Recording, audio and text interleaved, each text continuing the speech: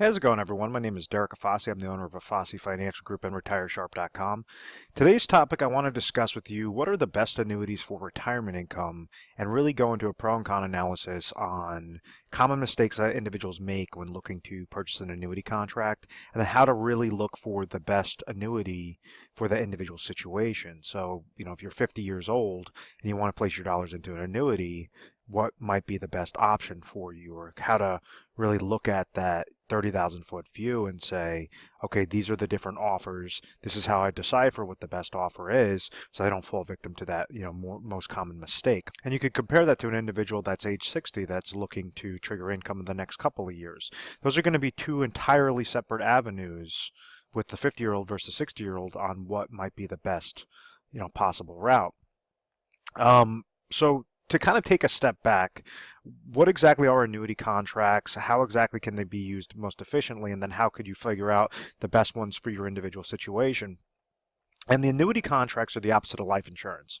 So life insurance companies were created, or I guess an individual would purchase a life insurance plan because they wanted to make sure that to protect themselves and protect their families from dying too soon.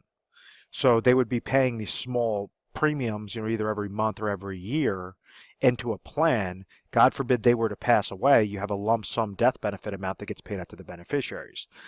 Annuities are the complete opposite of that. What happens is an individual would place a lump sum to an insurance company, and then that insurance company is going to guarantee them a set stream of income payments, whether on a monthly basis or an annual basis, to protect them from living too long. So both of those concepts, whether you're utilizing a life insurance concept or an annuity concept, they're all using the law of large numbers. So, how are they able to guarantee on a life insurance side a lump sum payment? Is they're using your dollars along with millions of other premiums to therefore understand the actuarial data that says statistically we should be able to collect these much amount of premiums to therefore invest it on the back end so that we're profitable. Same concept with annuity contracts is if they have the statistics, if they have all this actuarial data that says if a 60-year-old is placing their dollars with us and we understand that this person's going to trigger income at age 65, what are the exact decimal point? What is his projected age, his or her projected age that they should be passing away? So they utilize that data in conjunction with the law of large numbers with all these premium amounts to make that company profitable. So the first type of annuity contracts that came out were immediate annuities. What happened was an individual would go and say, I have $100,000. I want to go to an insurance company and purchase an annuity contract. And let's say this person is 60 years old. They go to this insurance company. That insurance company has a law of large numbers, and they say, okay, Mr. and Mrs. Client, because you're giving us $100,000, based upon your mortality table, we project that you're going to live until age 80, let's just say. So what that would equate to, and this is really, easy hypothetical example, is going to say $5,000 per year. We will guarantee you to cover your entire life. So this is the form of annuitization. This is the form of immediate annuities when you're looking at like single life only options, different things like that. And what this insurance company is saying is, okay, this person's 60 years old. We project that they're going to live for 20 years. We're going to pay them $5,000 per year. Now, the problem with this is an individual would go set up this contract, live a couple of years. Let's say, God forbid, they passed away after only 5 years. They would have been paid out a total of $25,000, and then the insurance company was able to take their lump sum, reinvest that on the back end, and then on top of it, make a $75,000 profit because this was projected on this person's life only.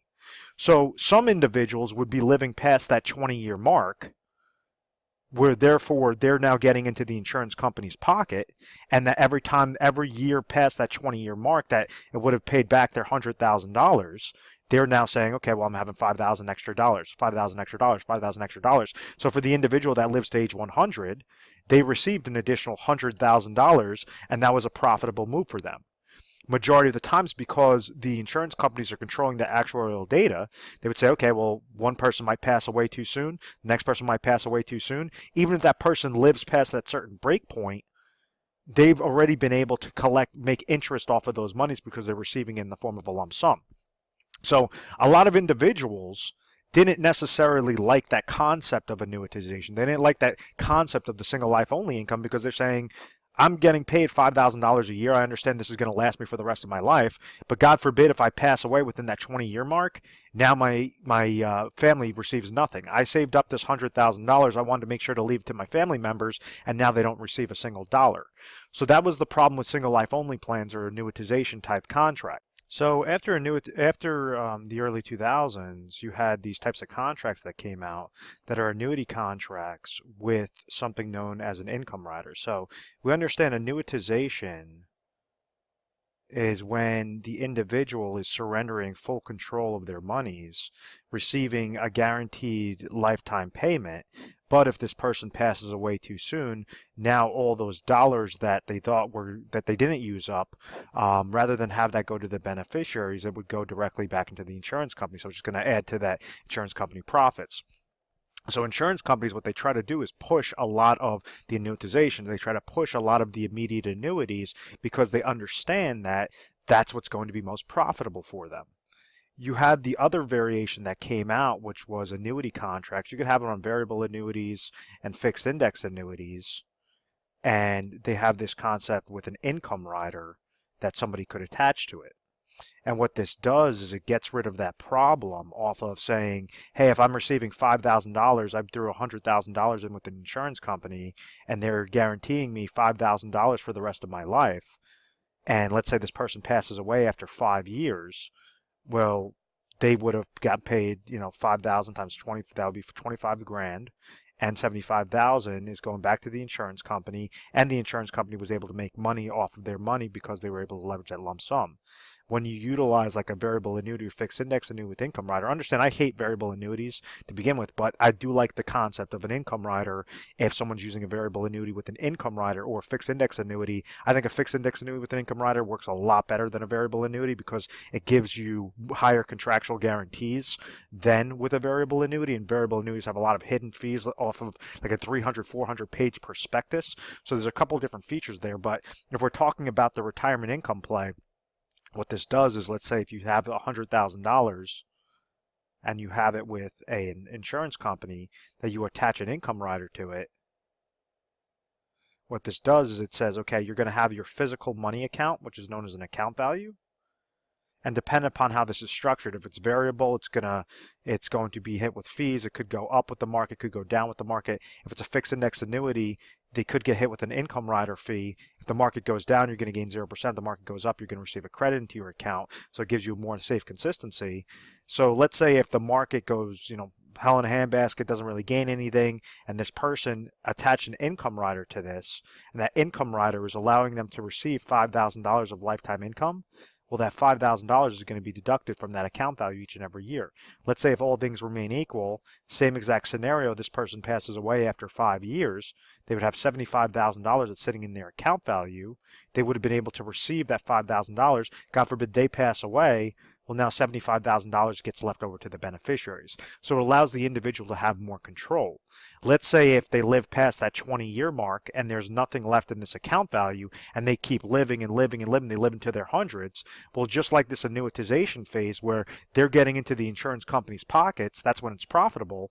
This contract with an income rider, once again, there's going to be a break-even point right when there's no more dollars left to leave as an inheritance. That means now you're taking from the insurance company. Now you're in the insurance company's pockets to receive that $5,000 of lifetime income. So each year that you're living, you're basically sticking it to the insurance company that much further and further and further.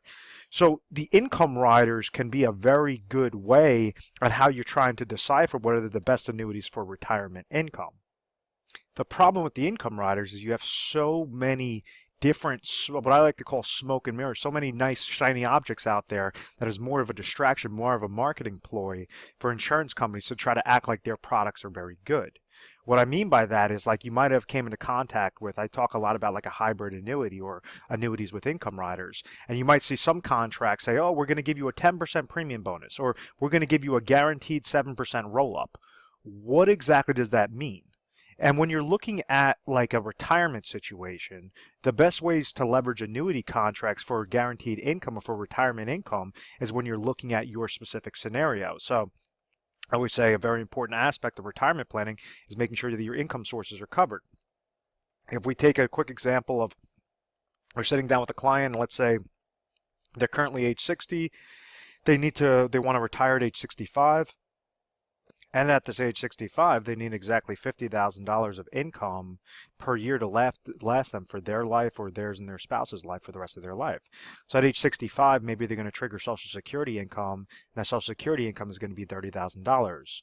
So this tells us that there's a specific income gap. Let's say this person's not receiving pension income. They don't have any other guaranteed income sources. What they can do is say, okay, my gap is $20,000. I'm currently age 60. I might have different qualified assets such as 401ks, IRAs, cash accounts. What we could do is leverage an annuity contract, the best one that's going to be a 5-year deferred contract that will produce us this $20,000. So this person could get set up into a deferred income annuity that goes along that same concept of annuitization, where you're losing full control of your monies. You're losing a lot of your control of your monies, and this is where insurance companies love to pitch you on the deferred income annuities. Or you could set it up on a hybrid annuity that says, okay, you get to control your account, allow your account to grow, but then you could still receive a contractual guaranteed income through that lifetime income rider that you're attaching it properly. So it's all about finding which one is the best contract out there for a person age 60 looking to trigger income at age 65. So I guess the question is, how do you know whether or not you're getting set up with a good contract or a bad contract? And unfortunately, there's about 1,200 plus different scenarios that an individual that's in a particular state, that is at a particular age, that has, in this example, a 5-year deferral, that they have all of these different options, over 1,200 plus different options. So it's important to really decipher what is the BS, what is the smoke and mirrors that a company's telling you about a 10% guarantee or a 7% guaranteed roll-up. What exactly does that mean? So this is the easiest example that I could create. If you're utilizing $100,000 worth of examples, you could break down which one is a good contract versus which one is a bad contract, because you could see specifically what is their cash flow number, what exactly is that payout rate, how much income are they receiving in this example. So like, let's say we have an individual that's age 60, that they're going with company A that's giving them a 7% guarantee versus company B that's giving them a 5% guarantee. This individual, and we're just going to use simple interest just for really easy math. And when you're looking at this, you're saying, oh, well, 7% is obviously higher than 5%. This is going to give us, a much higher income stream, with company A as opposed to company B. Now, be mindful, this slide is not talking about the account value, not talking about your actual physical money. This is just talking about that income rider side, that income base. And the way that this is calculated, it's nothing more than a calculation account. It's a phantom account. So this is not your real money. When you're seeing a 5% guarantee or 7% guarantee on the roll-up, all that's saying is that this income base, this income account is going to grow up by a specific dollar amount, and then right when this person wants to trigger income, it's going to be based upon what their age is, and that's going to equal something known as a payout rate percentage, and you're going to multiply that payout rate percentage by whatever that value is at that specific time. So it's going to be the income base multiplied by the payout rate percentage or withdrawal rate percentage, and that's what's going to equal your lifetime income. So in this example, you're going to say, okay, well, if a person's 60 years old, they're looking to trigger income at age 65, their actual income base, when we're comparing the two income bases, this is 107 versus 105, 114 versus 110, et cetera. At age 65, this individual has an income base of 135,000. This person has an income base of 125,000. So when someone's looking at this on the surface, they say, oh, 135 is higher than 125. This must be a much higher income side, right? And no, because the calculation works with what's the income base multiplied by the withdrawal rate percentage. So if we have company A that has a withdrawal rate percentage of 4%, but company B has a withdrawal rate percentage of 5%, the actual values, the annual payout amount is $5,400 versus $6,250. So even though everything on the surface looked like company A was a lot better of a deal, this person, if they place in the $100,000 deposit, they're able to receive a 6.250% cash flow off of their original $100,000 as opposed to a 5.400% cash flow. So It's very, very powerful. That's how you're able to decipher the smoke and mirrors, or saying, okay, what's a good guarantee? What's a bad product? So rather than get held up in, oh, this is a 7% guarantee versus a 5% guarantee, no, what are the actual values? Why are you placing your dollars into this contract, and how can you try to squeeze out the most amount of leverage of the highest income play possible if income is your specific goal? So what we have in office is something known as a retire sharp planning system, where it's able to take an individual situation based upon their age, based upon what their goals are when they want to retire, break down their analysis, and then siphon through the 1,200 plus different options and say, okay, you have company A is going to be in first place, company B will be in second place, company C will be in third place. These are the pros and cons of this one versus, company C. These are the pros and cons, etc. This is what we would recommend. Or you could splice up a portion in company A, portion in company B, portion in company C, and diversify amongst those three, those three specific contracts, so that it's providing you the best annuity for retirement income. You're able to also receive control. Now, if you want to have that risk and say, I don't care about leaving an inheritance, I just want to have the max out income, there's times that the annuitization phase are not as high as the guaranteed lifetime income riders when you attach those income riders onto it.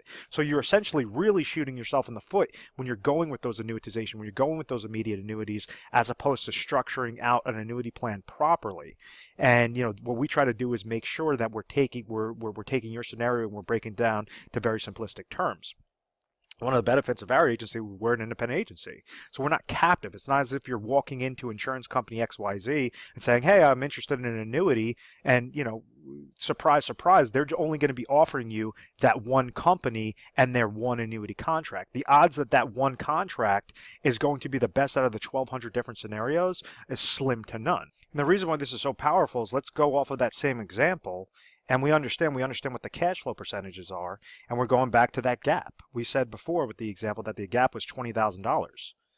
If we go with company A, which is the common mistake that people make, they would say 20,000 divided by 0.05400 would equate to $370,000 being placed into a contract that will produce them that $20,000, $370,000.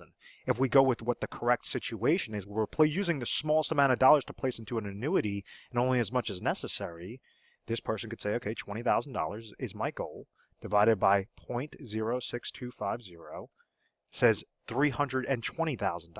So in that really quick hypothetical example, that individual is saving $50,000, over $50,000 more into their pocket, rather than waste that into an insurance company so the insurance company could over leverage them. So I really hope that this makes sense. If you're interested in looking at what the best annuities are for retirement income, please feel free to give us a call. We're available 24 hours a day, 7 days a week. Mornings, nights, weekends, holidays. We have our service set up. We work on a national basis.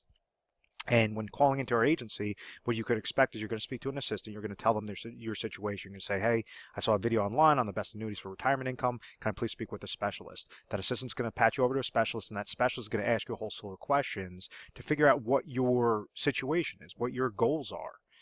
If what you're doing right now for retirement can accomplish those goals, then we're not going to recommend an annuity for you. We're not going to recommend anything for you. We'll just say, hey, listen, go with what you're currently on. Go on the path that you're currently on, because you'll be able to accomplish your goal successfully.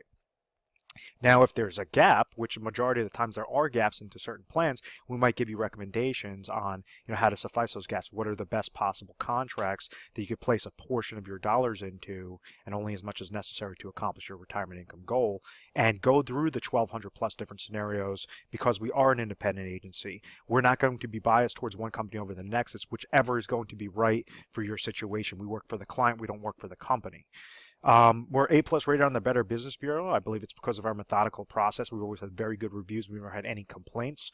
And what we try to do is educate you guys through literature pieces, through personalized videos, different things to make you more comfortable, so that you're understanding the process. You're becoming educated first and foremost, so that any dollar that you're placing into a plan, you know exactly what the leveraging component is, what exactly it's doing for you. So I want to thank you very much for watching this video. Please feel free to subscribe to our YouTube channel, Retire Sharp, so you can have access to the most updated videos. Thanks so much, guys.